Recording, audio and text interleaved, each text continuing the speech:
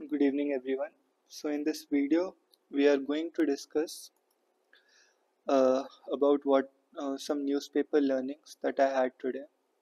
For example, मैं Twitter पढ़ रहा था तो उसमें एक स्टडी था MIT का कि just as magic spells use special rhymes and archaic terms to signal their power, the convoluted language of law acts to convey the sense of authority.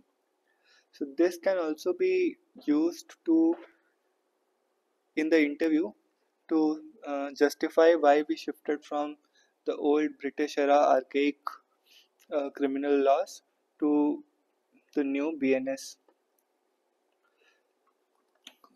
So, in the today's newspaper, there was one article about Radhakrishnan Committee. तो जैसे मैं आज Indian express का editorial पढ़ रहा था तो उसमें जो लीड एडिटोरियल था उसमें ये था कि 85 $85 क्रॉस कर गया. तो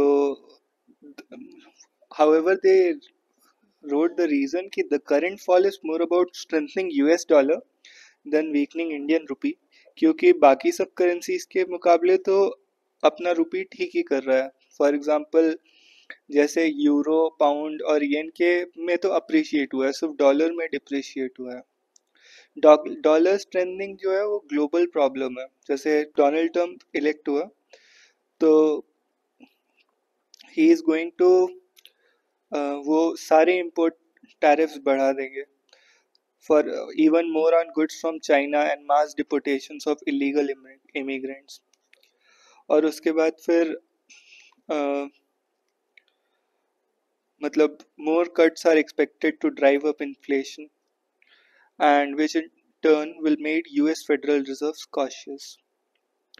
तो एक आर्टिकल तो ये था. दूसरा आर्टिकल था अबाउट द स्लो डाउन, मतलब कि इंडिया का जो पर कैपिटा इनकम है वो इट इज़ अराउंड $2,700 और जो यूएस का पर कैपिटा इनकम है it is around $86,000. तो India's per capita income is quite less. Now India के साथ बहुत सारी दिक्कतें हैं, जैसे कि एक तो ग्रोथ प्रॉब्लम है, कंजम्पशन डिमांड बहुत कम हो गया है क्योंकि लोगों के पास पैसा ही नहीं है खर्च करने के लिए. और दूसरा बात ये है कि मतलब अभी 2023 तक सितंबर 2023 के मिड तक 8% ग्रोथ रेट से इकोनॉमी ग्रो कर रही थी, लेकिन उसके बाद अभी इस साल सितंबर 2024 में इट्स अराउंड लेस देन 5.5%. अभी कोई एविडेंट ड्राइवर्स भी नहीं है जो इग्नाइट कर सके ग्रोथ को. कंजम्पशन डिमांड हैज़ बीन सब्स्यूड और प्राइवेट इन्वेस्टमेंट भी वीक हो गया है. क्यों मतलब कॉर्पोरेट बैलेंस शीट्स हेल्दी हैं लेकिन फिर भी प्राइवेट इन्वेस्टमेंट सबड्यूड हो गया, कम हो गया है. और ज़्यादा फैक्ट्रीज बनाने का क्या फ़ायदा जब जितनी फैक्ट्रीज हैं उतनी ही फुल कैपेसिटी पे काम नहीं कर रही हैं. तो ऐसे केस में इंडिया स्लो ग्रोथ की तरफ जा रहा है. इसका इसका एक सोल्यूशन दिया है कि इंडिया का जीडीपी जैसे $4 ट्रिलियन है, global GDP is little more than $100 trillion. India का शेयर हुआ 4%. एक्सपोर्ट में शेयर अभी भी सिर्फ 2% ही है. तो अगर इंडिया अपना export share if India's export share is pushed up by 1 percentage point over next 5 years, तो फिर it will do wonders for growth. मतलब अगर ये 2% को 3% कर दें तो it would mean 50% increase in India's export volumes. 50% increase. बस इस 2% को 3% करना है. Since goods export constitute around 13% of GDP, export drive would add 1 percentage point to growth every year. और इसको कैसे कर सकते हैं? मतलब बहुत सारी कंपनीज जो हैं वो चाइना से बाहर निकल के आना चाहती हैं और उनके लिए एक ही कंट्री बचती है with large population base and strong growth prospects is India. तो in other words, there is now a historic opening to attract foreign direct investment in manufacturing, which all across Asia has been to key to increasing countries' global export market share. और government ने PLI scheme भी launch की है, वो भी काफ़ी अच्छी scheme है. So far, the results have been disappointing. Inward FDI जो last year था, it was only $66 billion, exactly the same as it was back in 2019-20.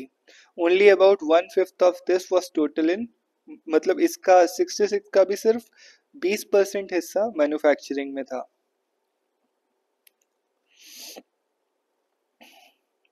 तो एक तो ये हो गया.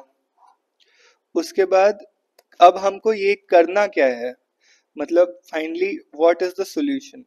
तो India should adopt a well defined export led growth strategy that doesn't involve frequent changes in import tariffs or worse import or export bans. मतलब India should adopt a export led growth strategy जिसमें ज़्यादा tariffs में change नहीं करने हैं, ज़्यादा import export bans नहीं करने हैं, और पॉलिसी को बहुत ट्रांसपेरेंट बनाना है और लिबरलाइजेशन ऑफ ट्रेड रेजिम की तरफ जाना है. अभी थोड़ा हम प्रोटेक्शनिस्ट हो गए हैं, उसको हमको लिबरलाइजेशन की तरफ जाना है और एक्सचेंज रेट ऐसा करना है which is in sync with market forces. So this was this article. Second article जो है वो इंडियन एक्सप्रेस में ही था, farms as sites of nurturing. तो पिछले 6-7 डिकेड्स में पहला काम तो ये हुआ है कि टेम्परेचर 0.7 डिग्री सेल्सियस बढ़ गया है, प्रेसिपिटेशन 6% कम हो गया है, और जो R&D में हम एग्रीकल्चर R&D में खर्चा कर रहे हैं, it's only 0.5% of agricultural GDP. हम कुछ अच्छे भी काम कर रहे हैं, जैसे नेचुरल फार्मिंग मिशन अभी लॉन्च किया फॉर सस्टेनेबल एग्रीकल्चर, लेकिन it is not enough. It can not feed the entire population of India. क्यों? क्योंकि पॉपुलेशन जो है अभी 2050 में 1.6 बिलियन चल पहुंच जाएगी. तो इंडिया में जो सॉइल है उसको नरिश करना बहुत इम्पोर्टेंट है. कैसे नरिश करेंगे? Through fertilisers. अब फर्टिलाइजर्स कैसे कैसे हो सकते हैं? या तो बायो फर्टिलाइजर्स हो सकते हैं, या तो they can be chemical fertilizers. Now either of these fertilizers को यूज कैसे करना है वो इम्पोर्टेंट है. मतलब अभी क्या हो रहा है, जैसे यूरिया इज मासिवली सब्सिडाइज्ड, तो over use of NPK fertilizers होता है. कोई बैलेंस नहीं है इसमें, but fertilizers have to be applied in right quantities. Over use of अभी नाइट्रोजन है और under use of phosphorus and potassium है. तो अभी हमको करना क्या पड़ेगा? करना ये पड़ेगा कि एग्रीकल्चर को पहले तो एग्री मतलब मिल्क वाला सिनेरियो सोचो. मिल्क का जैसा प्रोडक्शन होता है तो वहाँ पे 75 to 80% फार्मर्स को मिलता है. तो we have to build value chains of agri commodities on the lines of milk, where farmer gets 75 to 80% of what the consumer pays. And starting point of this can be fruits and vegetables. Starting point of this can be fruits and vegetables. Milk is our largest agri commodity. For example, 239 million tons of production milk होता है. Second largest producer is US, 103 million tons. Operation Green, we need another Korean to streamline our fruits and veggie sector, creating a separate board on the lines of NDDP. हमको एक board बनाना चाहिए जो same. Economic cost of rice to FCI is almost 39 rupees per kg, और unloading it is in open market is 29 per kg. अब ये कितनी खराब चीज़ है आप सोचो. मतलब this is dumping by our own government. The same is the case with wheat. इसको रोकना पड़ेगा. it is anti-farmer, anti-market, and anti any rational policy. It only reflects pro-consumer bias in India's policy making. तो ये reflect करता है कि pro consumer bias है, pro consumer bias in India's policy making. Pro consumer bias नहीं चाहिए हमको. Next is कि agricultural policies have to get agri markets right. Agri markets कैसे राइट कर सकते हैं? तो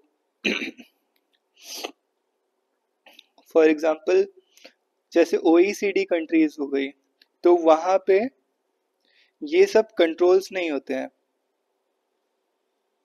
नेगेटिव प्राइस कंट्रोल्स नहीं होते हैं.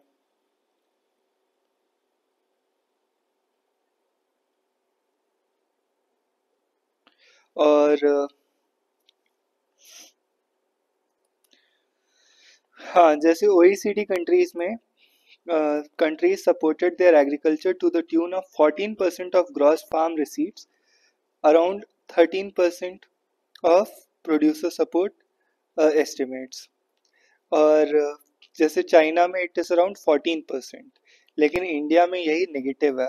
इसलिए है बिकॉज यहाँ पे नेगेटिव मार्केट प्राइस सपोर्ट है that results from export control,